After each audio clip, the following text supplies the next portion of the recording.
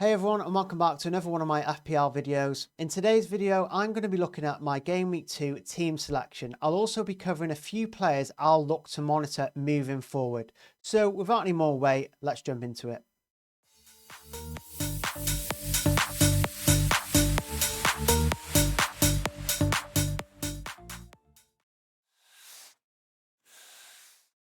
So before we get into my Game Week 2 team selection, let's just take a quick look at my opening round. I ended up on 55 points, which I was fairly happy with. A rank round of around 4.2 million.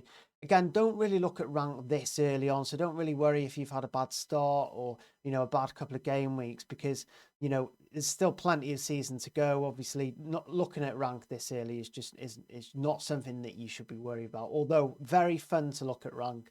I understand the obsession with looking at it. It's just not massively important. But, fairly happy with 55 points.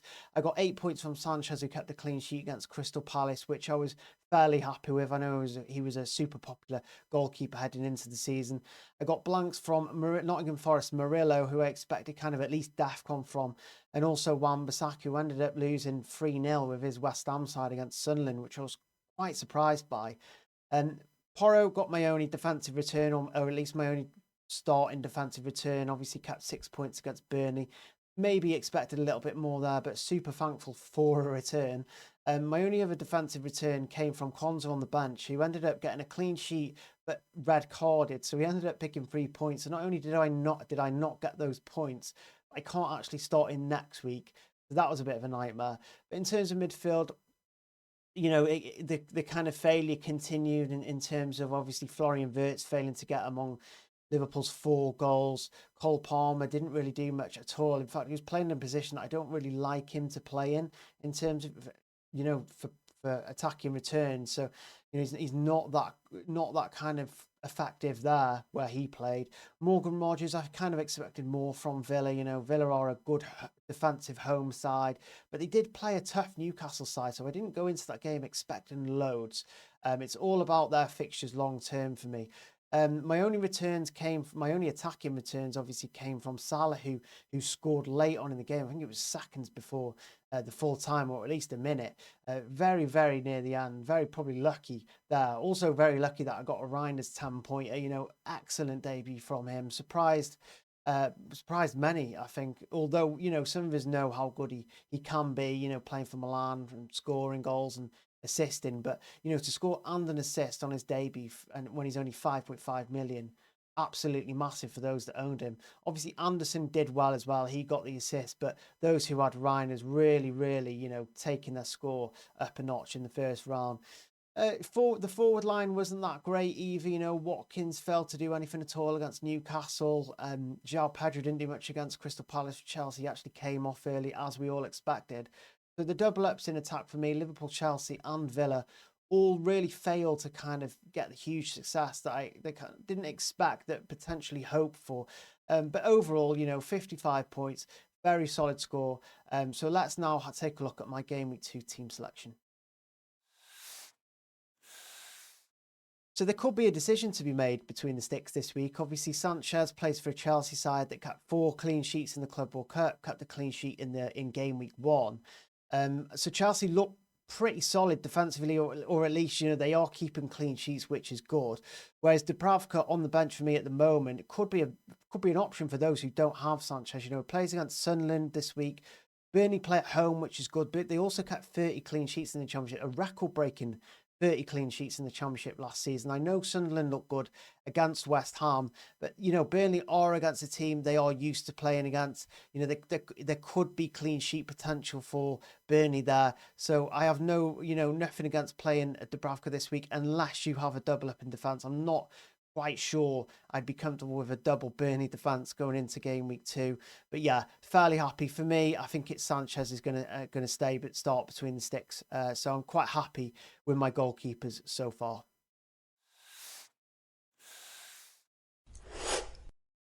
So I'm lining up with a back 3 this week. I'm going with Murillo, who's got a away game at Crystal Palace. I think obviously Nottingham Forest, they have shown that they are good defensively, and obviously last season, ranked second best among all teams for big chances conceded. And obviously started the season really, really well, didn't they, against Brentford? So I'm quite happy to keep Murillo in. Hopefully he picks up DEFCON. I'm not expecting a clean sheet against a good Crystal Palace side, so DEFCONs at least would be nice from him. I'm also starting Porro. There's definitely a tough decision to be made whether to start Porro this week, but I think Thomas Frank likely to start with back five against Manchester City. You know how advanced Porro can get, can't you, offensively? You know, he's very, very dangerous. So I'm quite happy to leave Porro in. You know, he's got DEFCON potential. If he doesn't keep a clean sheet, he can score or assist. So multiple routes to points, even against some of the best teams in the league. My final defender is Esteve. He's obviously Burnley, 4 million, usually a bench option. But again, like I said before, I do think the Burnley defence is a good pick this week against Sunderland. You know, they're at home. Great defensive record last season, fantastic, which makes me really, really like Esteve this week. I think obviously he could get DEFCON as well. So he's got quite a lot of potential this week. Obviously, clean sheet, DEFCON. You know, he can score as well. He is a goal threat in the box. We saw that in the Championship last season. So I'm quite happy with that back three. Obviously, Konza is on the bench. He's suspended, so he'll come back in next week. I would have probably started him this week. Now, I'm kind of glad that he's out just for this week, because I think there could potentially have been a benching headache there. Obviously, you know, I like Esteve, I like Murillo, and I like Porro this week. So maybe save me a benching decision there. But yeah, overall, obviously Wan-Bissaka is my first sub. He plays Chelsea at home. If he comes on, he comes on, but I don't necessarily want to start him. I do think Chelsea are going to score a couple of goals this week. Yes, Aaron Wan-Bissaka has attacking threat. He could hit DEFCON against Chelsea. He has got a couple of routes to points, but West Ham was so bad against Sunderland in the first round. So I don't think starting Aaron Wan-Bissaka, it would be a good idea. So for now, that is my defence.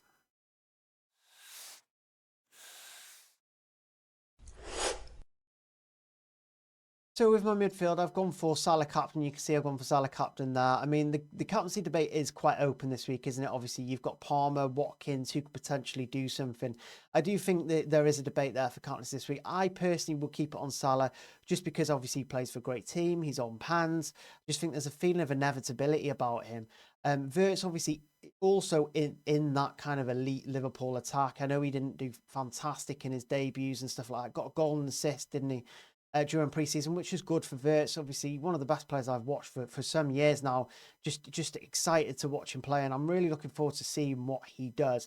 Not massively worried about Wirtz. Yes, he didn't get involved in, you know, when Liverpool scored 4 goals, which was disappointing. But I still think, obviously, you know, the fact that Bruno blanked also helped. So yes, there kind of is more expectation from Wirtz this week after blanking in the first round, but again, I think he'll come good eventually. Let's just see how he does. In terms of the rest of my midfield, I'm really, really happy to have Morgan Rogers up against Brentford this week. B's obviously conceded 4 goals to Nottingham Forest in the opening round, which, you know, I don't think came as a massive shock, did it? You know, obviously they've lost the manager, they've lost Mbumo, they've lost quite, a lot of key assets. So I just think, you know, really looking forward to Aston Villa this week, and obviously that being on the double attack even more so. But that is the same for Cole Palmer too. You know, Chelsea have got a really, really good fixture against a team who just conceded 3 goals to a promoted side. So I'm really happy to own Palmer this week, as well as Morgan Rogers.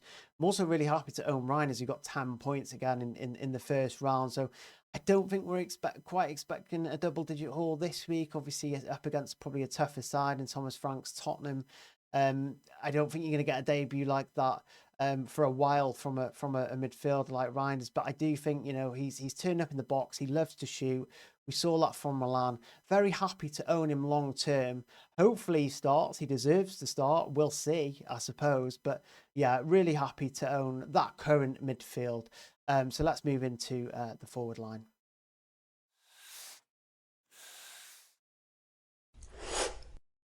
So going into my forward line, you can see that I'm starting 2 strikers this week, one of which is Ollie Watkins. Yes, he was really, really disappointed, as highlighted several times through this video. Really disappointing against Newcastle, but he is against a much worse defence this week in Brentford. You know, we've already mentioned the fact they conceded 4 goals to Nottingham Forest this week, so Chris Wood actually got a brace against them, and I'm expecting similar from Ollie Watkins this week.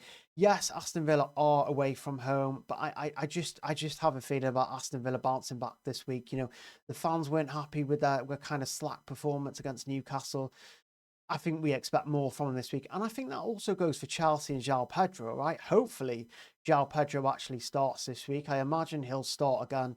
The lap doesn't, he looks quite far off Joao Pedro in terms of quality, in my opinion, as a Chelsea fan. So I think Joao Pedro is safe for a few more matches, unless he's really, really poor.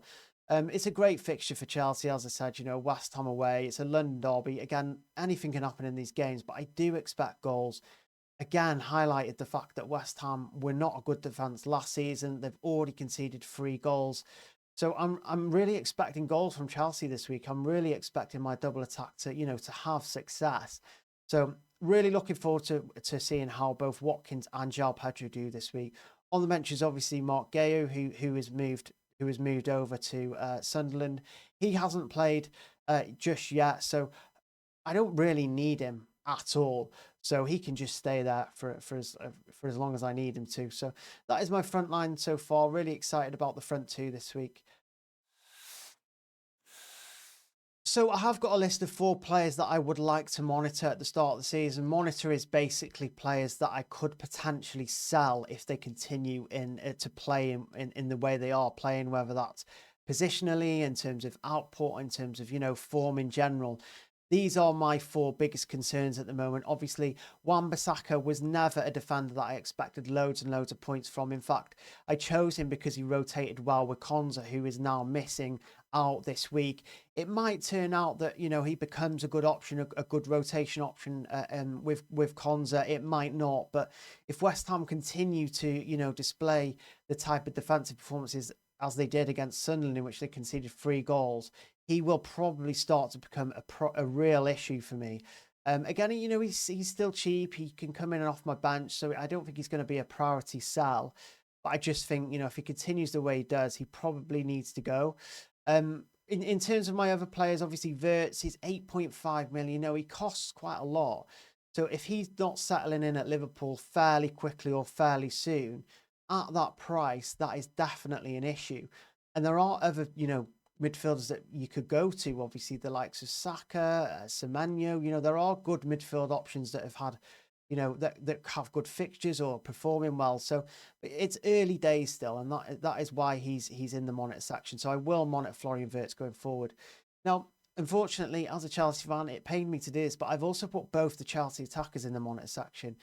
Chelsea didn't look great against Crystal Palace, but it's also they've got individual stuff to be worried about as well, right? Obviously, Cole Palmer was in a position that I didn't really like to see him in, one that he's not really effective in. So if he continues to play the position that he does, and that carries on for the next couple of weeks, then he just simply cost way too much. You know, he's just simply not worth 10.5 million.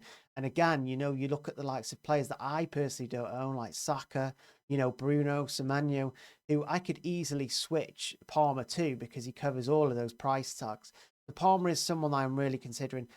And individually, with Joao Pedro, I think it's about price point, right? You know, we've obviously seen that Chris Wood had a fantastic first opening round. So, I mean, you know, it's those 7.5s, obviously Matata, Chris Wood.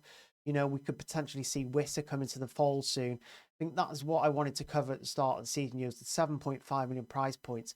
I'm not going to make a transfer just yet. You know, it's game week. It's only been 1 game week, so there's a lot left to learn. And I just think being patient with your picks can be really important in FPL. But these 4 players do make the monitor list. If they continue to perform the way that they do, then they will become issues, and I will look to replace them. So guys, that was my FPL Game Week 2 team selection video. If you did enjoy that video, please remember to both like and subscribe, as it says up there. What are you guys doing this week in terms of transfers and captaincy? Get your comments in and I'll reply to as many as I can. Till then, I'll see you later.